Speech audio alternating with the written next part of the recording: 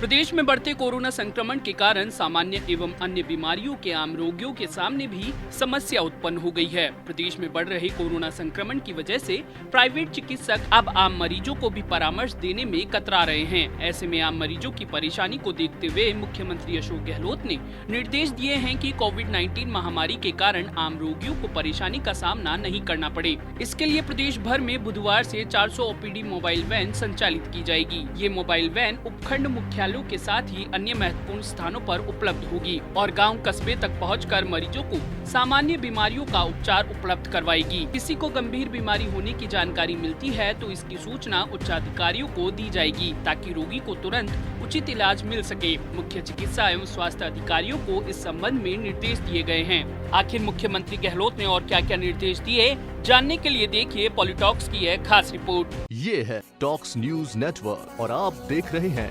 पॉलिटॉक्स, राजनीति का कच्चा चिट्ठा।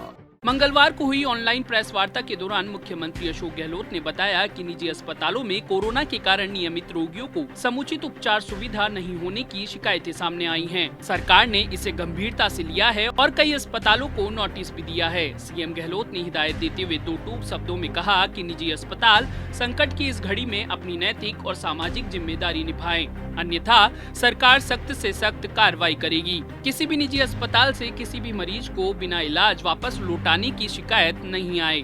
इसके साथ ही प्रदेश में एएनएम और जीएनएम के पदों पर बहुप्रतीक्षित नियुक्तियों की घोषणा करते हुए मुख्यमंत्री गहलोत ने कहा कि कोरोना की जंग लंबे समय तक जारी रह सकती है। ऐसे में राज्य सरकार संसाधनों में किसी तरह की कमी नहीं आने देगी। इस बीमारी से लड़ाई के लिए चिकित्सा कर्मियों की कमी नहीं रहे, इसके लिए करीब 9000 एएनएम एवं जीएनएम के पदों पर नियुक्ति के संबंध में निर्देश जारी किए गए हैं। जल्द ही एएनएम एवं जीएनएम की नियुक्ति होगी।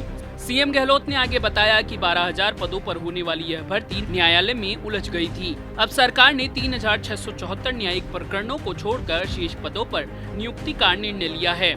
प्रेस वार्ता के दौरान मुख्यमंत्री अशोक गहलोत ने कहा कि आर्थिक मंदी एवं कोरोना के कारण सभी राज्यों की अर्थव्यवस्था चौपट हो गई है। ऐसे में भारत सरकार को सभी राज्यों को प्रोत्साहन पैकेज देना चाहिए। सीएम गहलोत ने आगे कहा कि डॉक्टर मनमोहन सिंह जी की सरकार के समय सकल घरेलू उत्पाद जीडीपी का 3% प्रोत्साहन पैकेज दिया गया था। यूएसए ने कोरोना से पैदा हालातों को देखते हुए जीडीपी का 10% तथा फ्रांस, जर्मनी एवं यूके ने जीडीपी का 15% पैकेज दिया है, जबकि भारत सरकार ने केवल 0.8% पैकेज दिया है, जो नाकाफी है। इसे बढ़ाया जाना चाहिए ताकि राज्यों को इस संकट से बाहर आने में मदद मिल सके। केंद्र सरकार द्वारा लिए जा रहे निर्णयों पर सुझाव देते हुए सीएम गहलोत ने कहा कि भारत में संघीय ढांचे की व्यवस्था के तहत केंद्र सरकार राज्यों की सलाह के आधार पर निर्णय ले। यदि कोई भी निर्णय आनन-फानन में लिया जाता है तो पूरे देश को परेशानी का सामना करना पड़ता है। सीएम गहलोत ने आगे केंद्र सरकार से आग्रह करते हुए कहा कि अगर देश में 3 मई से या जब भी लॉकडाउन खुलता है उसकी तैयारी राज्यों की सलाह के साथ केंद्र सरकार को अभी से करनी चाहिए, ताकि देश भर में सुनियोजित ढंग से आर्थिक गतिविधियां शुरू हो सके। मुख्यमंत्री गहलोत ने कहा कि कोरोना संक्रमण की वास्तविक स्थिति का आकलन करने के लिए जरूरी है कि टेस्ट की संख्या बढ़ाई जाए।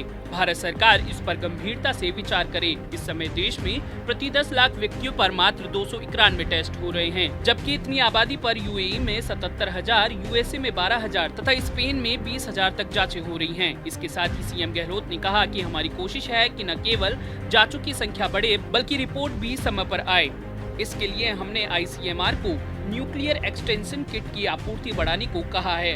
इसके साथ ही सीएम गहलोत ने बताया कि जांचों की बैकलॉग खत्म करने के लिए हमने 4000 नमूने दिल्ली भेजे थे, जिनमें से 3800 की रिपोर्ट आ गई है। इनमें से 80 पॉजिटिव आए हैं। सीएम गहलोत ने आगे कहा कि पीसीआर टेस्ट की रिपोर्ट आने में समय लगता है, इसी कारण हमने रैपिड टेस्ट पर जोर दिया था। मैंने प्रधानमंत्री जी के साथ वीडियो कॉन्फ्रेंस में अनुरोध किया था कि पीपीई, मास्क, वेंटिलेटर, रैपिड एवं पीसीआर टेस्ट किट आदि की केंद्रीयकृत खरीद हो, लेकिन इस और ध्यान नहीं दिया गया। अब रैपिड टेस्ट के नतीजों पर देश भर में जो संदेह का वातावरण बना है वह दुर्भाग्यपूर्ण है। उस समय हमारे सुझावों को मान लिया जाता तो आज आईसीएमआर को रैपिड टेस्ट स्थगित करने की नौबत नहीं आती। सीएम गहलोत ने आगे कहा कि मॉडिफाइड लॉकडाउन का यह मतलब नहीं कि लोग घरों से बाहर निकल जाएं। घरों से निकलने पर सख्त कार्रवाई होगी। आमजन पूरे आत्मानुशासन के साथ लॉकडाउन का पालन करें। इस दौरान सीएम गहलोत ने बताया कि लॉकडाउन का उल्लंघन करने पर प्रदेश भर में 7,738 लोगों को गिरफ्तार किया गया है।